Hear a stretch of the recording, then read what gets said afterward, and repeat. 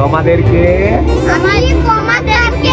এই বাচ্চা মেয়ে দুটোকে এবং আমার সঙ্গে কিভাবে পরিচয় হলো পুরো ভিডিওটা দেখো, তাহলে বুঝতে পারবে। আমরা সকাল সকাল কাজের উদ্দেশ্যে রওনা দিয়ে দিই, তারপরে চলে আসি আখের রস খাওয়ার জন্য, তারপরে চলে আসি কাজ করতে এসে দেখি আমার ভাইপোর মন খারাপ। তারপরে দেখা হয় এই বাচ্চা মেয়ে দুটোর সঙ্গে। আমরা ছাদের উপর কাজ করছিলাম, তারপরে এরা এসে বলছে ভাইয়া আপ ভিডিও বানাতে हो ना, क्या बनना चाहते हो हमारे ऑडियंस को, बोलो बोला आप लोग अच्छे हैं, आप कैसे हैं? बांग्ला बोलो थोड़ा, बांग्ला नहीं आता बोलने। ऐसा बोलने का है। আমি